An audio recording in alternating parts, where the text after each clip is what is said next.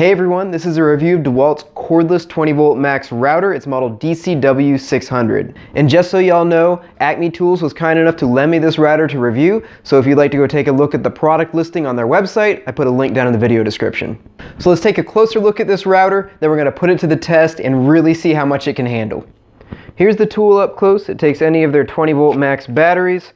It also takes their flex volt batteries. It's a little bit more top heavy with those. This is one of the smaller ones. It's a 6 amp hour, but it's still manageable, and these run a lot cooler than the 20V batteries do.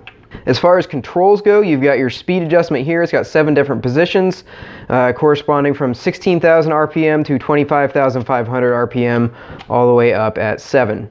The on-off switch is up here at the top. It's got a rubber boot to protect against sawdust getting into it and gumming up the switch. It's got rubber overmold on the back portion here for gripping it.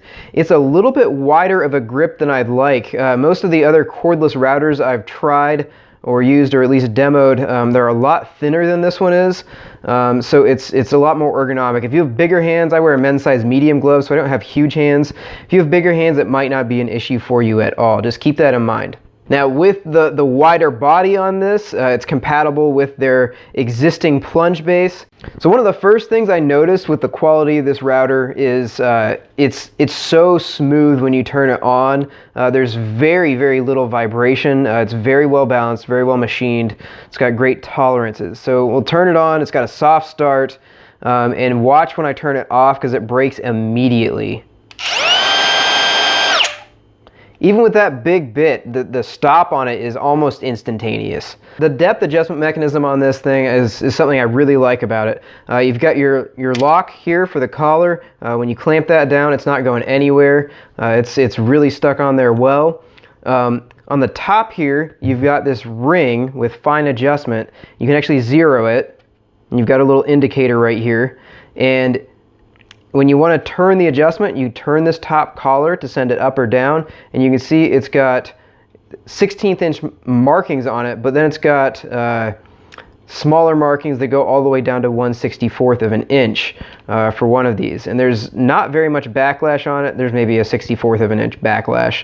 But as you turn that, you can see you're adjusting your bit depth very smoothly. There's no real like wobble in here as you're doing that, and you just clamp it back down when you're at your desired depth.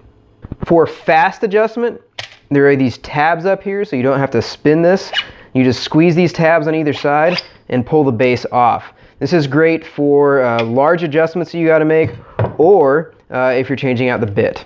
It can get a little cramped holding the spindle lock and trying to move the wrench back and forth in this window, so I recommend doing this for all your bit changes. Super simple. The included 17mm wrench comes with it. It's just a stamped wrench, but it works great. This router takes standard 1/4 inch diameter shank bits, and it's 1/4 inch collet. One of the nice things about the way this adjustment mechanism is set up is if you want to release it and do the coarse adjustment, and you want to come back to this, you just bring it right back and it's in the same height. This comes with a clear D-base that's 4 inches in diameter. It's great for being able to see your cut line. It's also got built-in LEDs on either side of this, and they stay on for quite a while after you've turned the motor on and turned it back off. I wanted to put this thing through its paces, so I've got a 7/16 inch Rabbet Bit here that I've run at a 1/2 inch depth. We'll do some cuts in red oak with that, and then we'll do some cuts in just dimensional lumber with this 3/4 inch straight bit, as well as doing some simulated window cutouts in 1/2 inch OSB using this 1/2 inch diameter bit. With all the cutting I didn't really get any burning at all.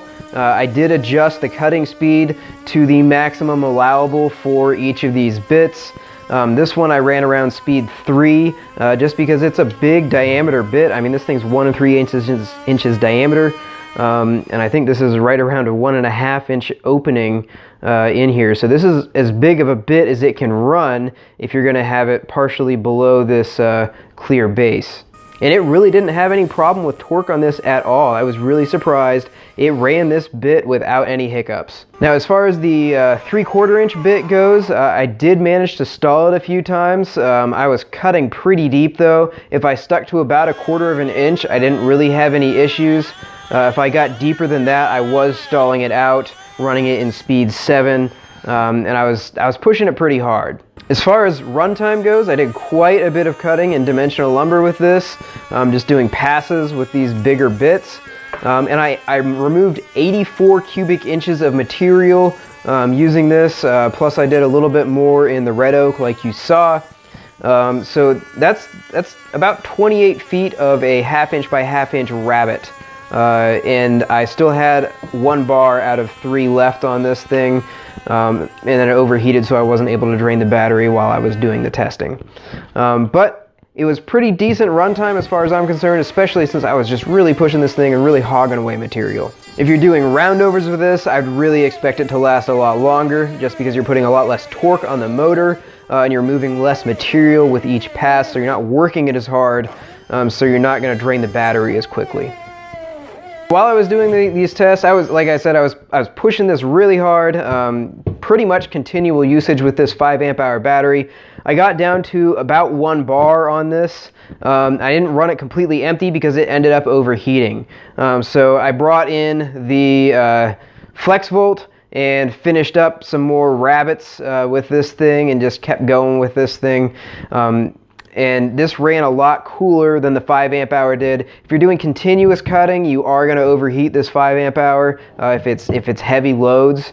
If you're doing continuous cutting, you might want to look into a flex volt battery, just because they handle the high current draw a lot better. So overall, I'm really impressed with this router. It's very smooth running, very well balanced, feels like a quality tool while you're using it. Price point on this router is $180 bare tool. That's a little bit higher than most of the competition. This does have some unique features like the adjustment ring here. I really like that depth adjustment mechanism over some of the other offerings. So just keep that in mind. It's a little bit more pricey. It is a quality tool though. So hopefully this review is helpful. Let me know if you have any questions in the comments section below. And once again, don't forget to subscribe.